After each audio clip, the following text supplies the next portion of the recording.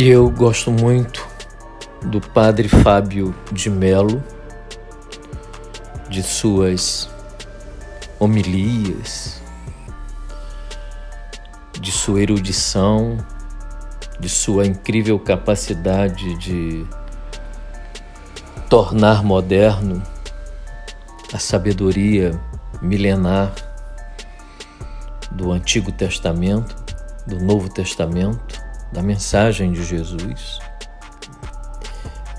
É um homem profundo, visivelmente espiritual e visivelmente também alguém que lida, como qualquer um de nós, com as grandes questões que desafiam a nossa espiritualidade e que ao mesmo tempo nos convidam, ao mesmo tempo que nos desafiam, ao mesmo tempo nos convidam a aprofundar essa espiritualidade. Eu estava ouvindo o Santo Padre falando há pouco sobre os demônios, né? Que é uma pregação típica nas igrejas neopentecostais, onde o demônio roubou a cena do próprio Deus e se tornou uma entidade, objeto do nosso ódio, do nosso pânico, e que deveríamos ter a intenção de expulsá-los de nossa vida. Mas deveríamos nos perguntar o que aconteceria se nós finalmente resolvêssemos a questão do demônio na nossa vida. E neste caso, a questão do demônio que se encontra como um personagem importante em todas as narrativas tradicionais, típicas das religiões. Nós poderíamos então conjecturar que se o demônio não existisse, provavelmente não existiria também as religiões. Nós não teríamos contra quem lutar. Nós não teríamos um inimigo. Se não há demônios, não há inimigos. Não há nenhum objeto contra o qual nós deveremos manter atenção e coragem suficiente para não ceder às tentações destes demônios que nos habitam. Considerando-se que as religiões não vão terminar, devemos então admitir que os nossos demônios nunca se resolvam e que talvez nós estejamos, por diversos motivos, eventualmente até motivos demoníacos, como, por exemplo, enriquecer rapidamente explorando o pânico, o medo da população em geral, através das pregações que entronizam o demônio a uma apoteose cuja fala central do pastor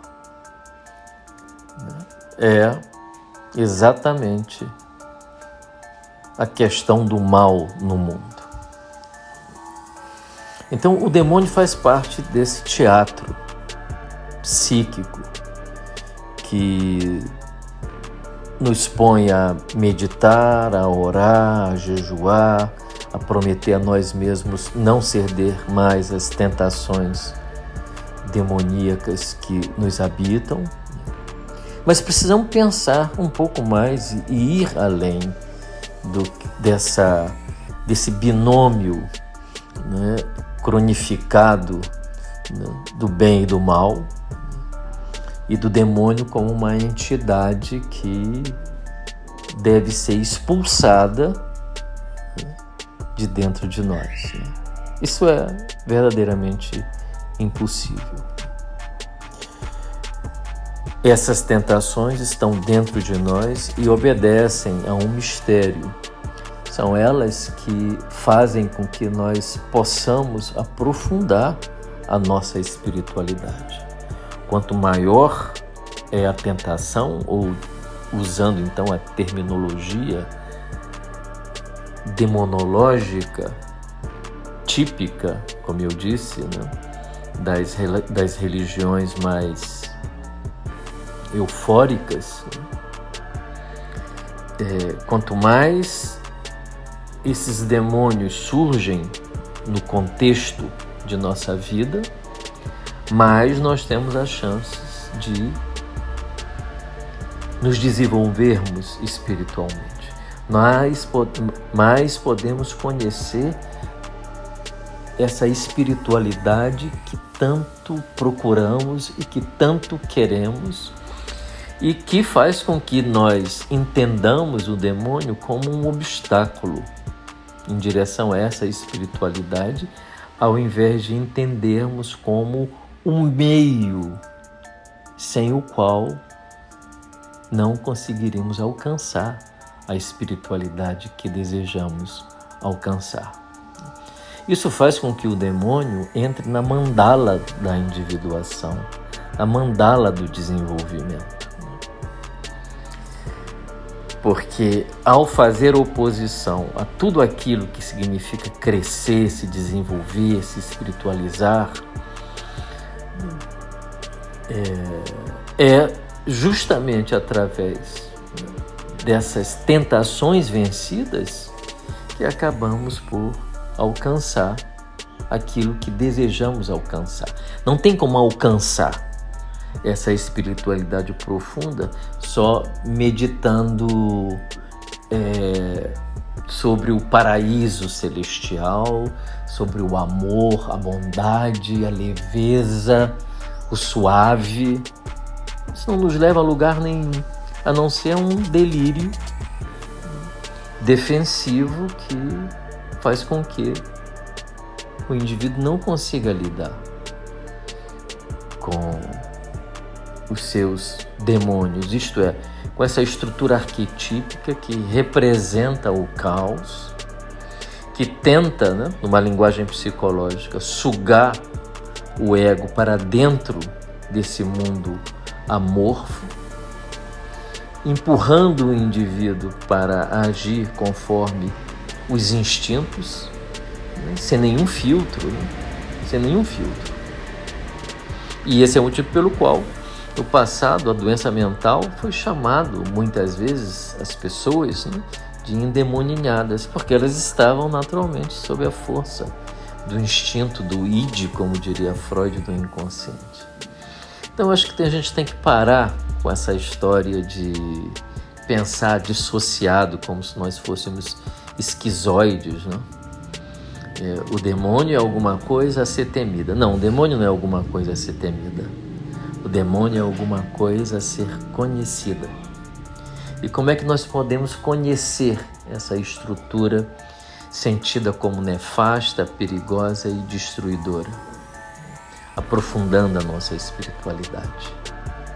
Acossado por essas energias escuras e tenebrosas, né? Meditando sobre elas, se abrindo à experiência de conhecê-las, né? Tem que ter força, né? É óbvio que tem que ter força, né?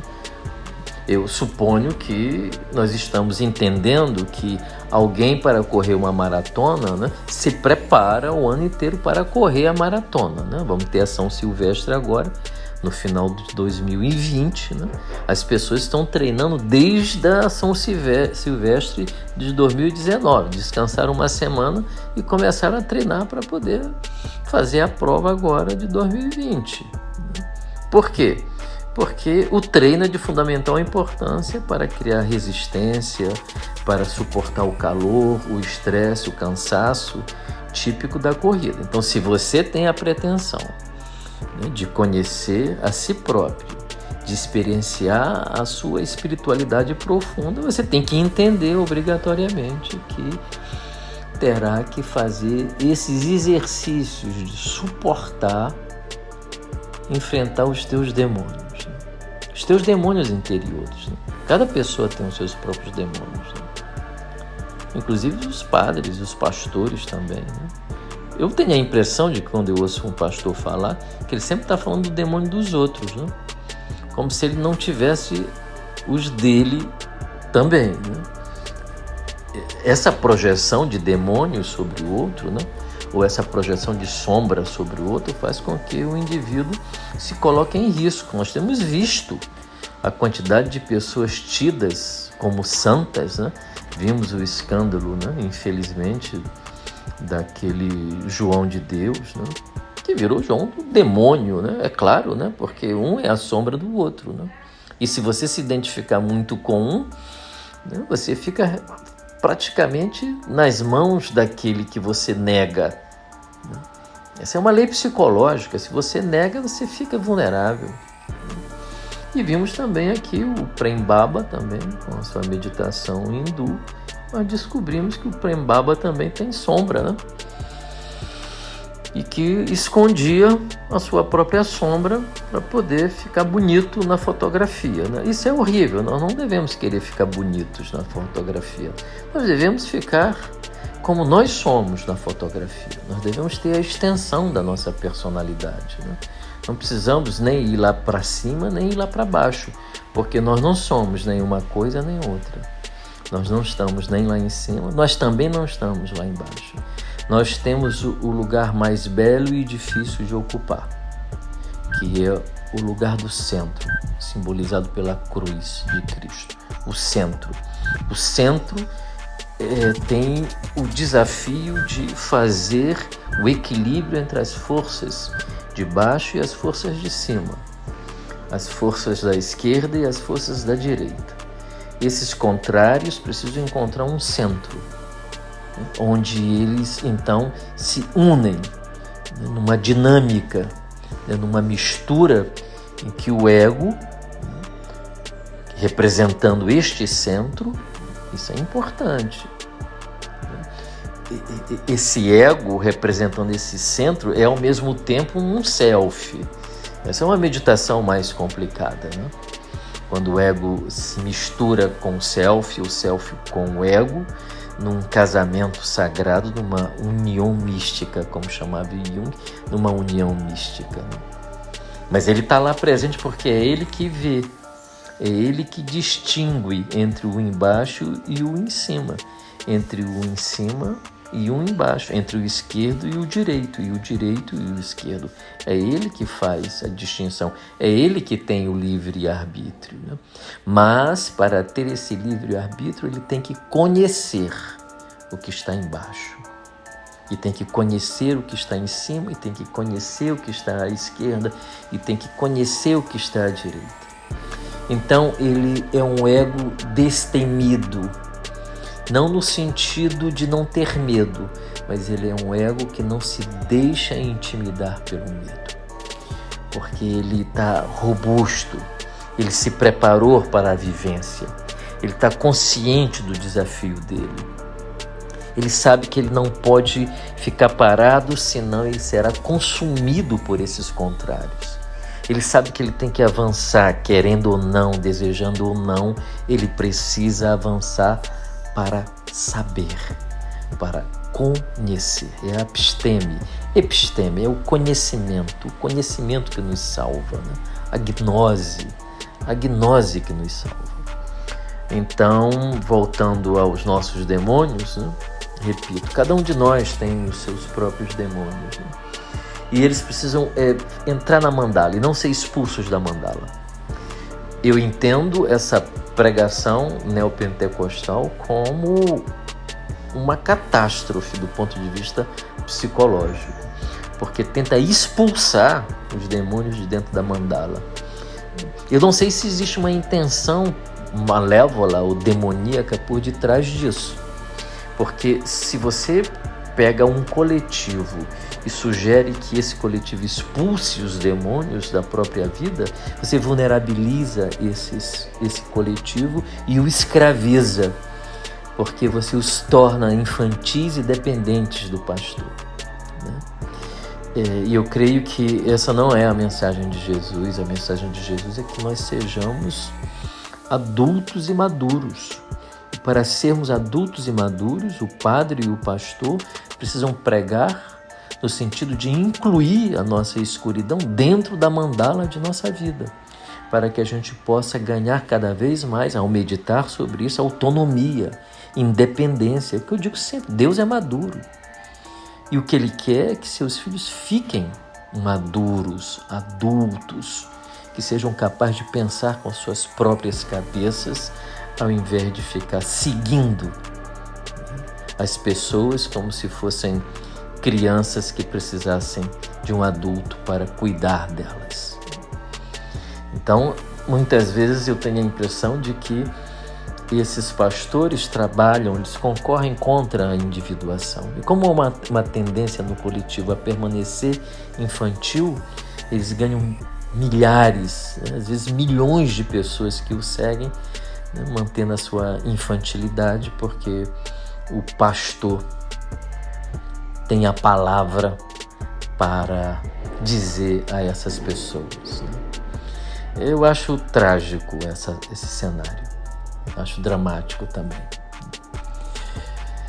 Por fim, fiquemos com os nossos demônios, incluamos os nossos demônios na mandala de nossa vida, nos preparemos como um bom atleta. São Paulo usa essa imagem, como um bom atleta para enfrentar os nossos demônios interiores, e tenhamos em mente que é através de cada tentação vencida que nós nos adentramos na profundidade da espiritualidade autêntica.